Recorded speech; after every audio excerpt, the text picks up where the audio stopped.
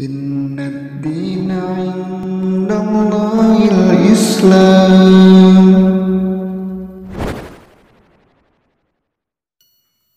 Assalamualaikum warahmatullahi wabarakatuh.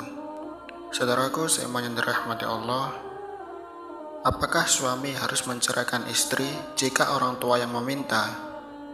Kita bisa pelajari dari kisah Ismail alaihissalam dan istrinya berikut ini dengan bapaknya Ibrahim alaihissalam.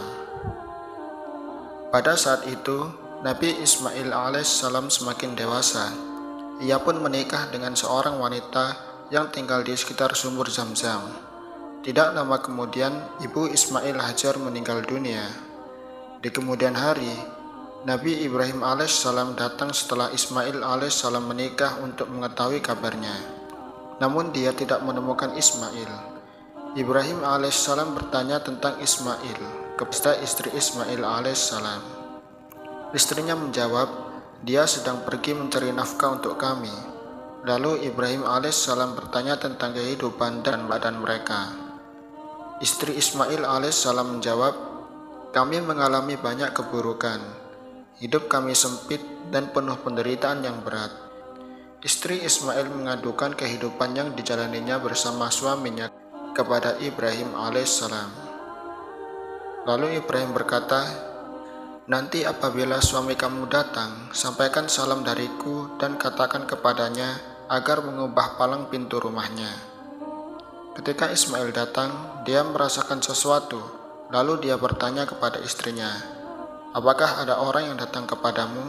Istrinya menjawab, ya, tadi ada orang tua begini dan begitu keadaannya datang kepada kami dan dia menanyakan kamu. Lalu aku terangkan dan dia bertanya kepadaku tentang keadaan kehidupan kita. Maka aku terangkan bahwa aku hidup dalam kepayahan dan penderitaan.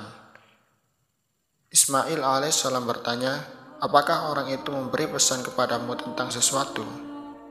Istrinya menjawab, ya, dia memerintahkan aku agar aku menyampaikan salam darinya kepadamu dan berpesan agar kamu mengubah palang pintu rumahnya. Ismail alaihissalam berkata, dialah ayahku, dan sungguh dia telah memerintahkan aku untuk menceraikan kamu, maka kembalilah kamu kepada keluargamu. Lalu Ismail alaihissalam menceraikan istrinya. Kemudian Ismail alaihissalam menikah lagi dengan seorang wanita dari kalangan penduduk yang tinggal di sekitar itu. Lalu Ibrahim alaihissalam pergi lagi meninggalkan mereka dalam kurun waktu yang dikehendaki Allah Subhanahu wa Ta'ala. Setelah itu, Ibrahim alaihissalam datang kembali untuk menemui mereka, namun dia tidak mendapatkan Ismail alaihissalam hingga akhirnya dia mendatangi istri Ismail alaihissalam, lalu bertanya kepadanya tentang Ismail alaihissalam. Istrinya menjawab, dia sedang pergi mencari nafkah untuk kami. Lalu Ibrahim alaihissalam bertanya, bagaimana keadaan kalian? Dia bertanya kepada istrinya Ismail alaihissalam tentang kehidupan dan keadaan hidup mereka. Istrinya menjawab, kami selalu dalam keadaan baik-baik saja dan cukup. Istri Ismail alaihissalam juga memuji Allah Subhanahu wa Ta'ala. Ibrahim alaihissalam bertanya, apa makanan kalian?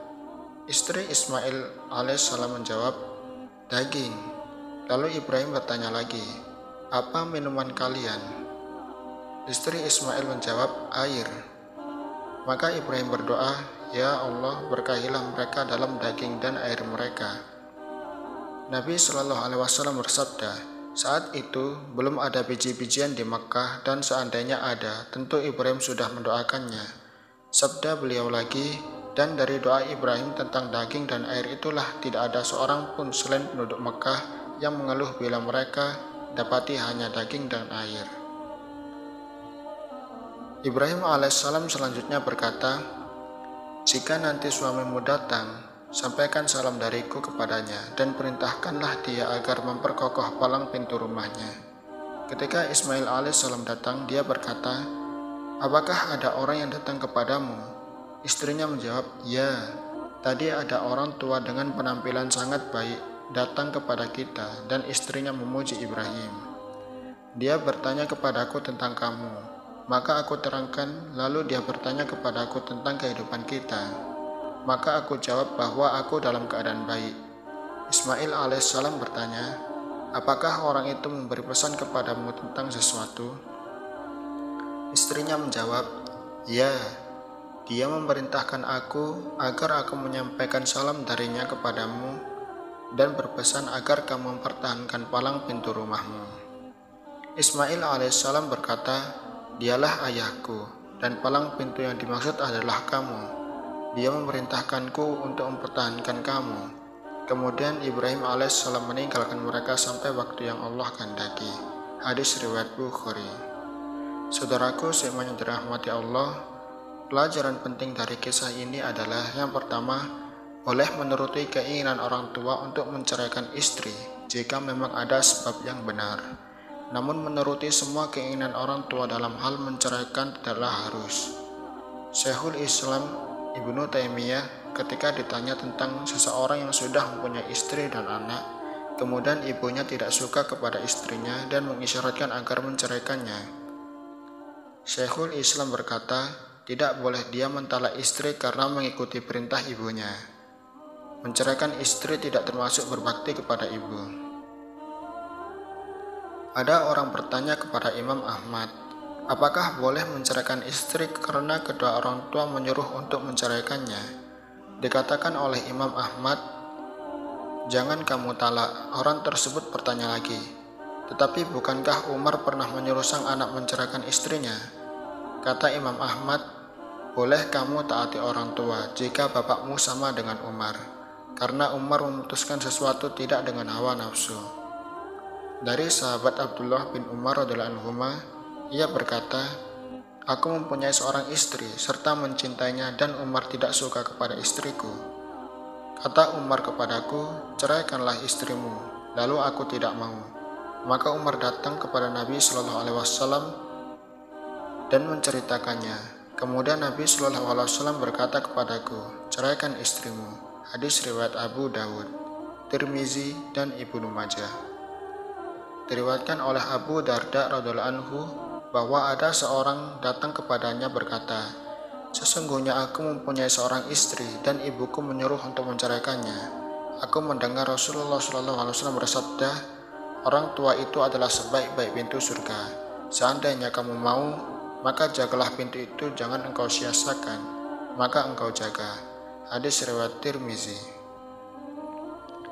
Yang kedua, tidak semua masalah rumah diberitahu orang luar, sampai pun pada mertua. Yang ketiga, diperintahkan untuk qanaah, dan istri yang jelek adalah yang tidak qanaah. Di sini istri pertama adalah istri yang tidak bersyukur. Dalam Fathul Bari, istri pertama ini bernama Amarah binti Sa'ad bin Usamah.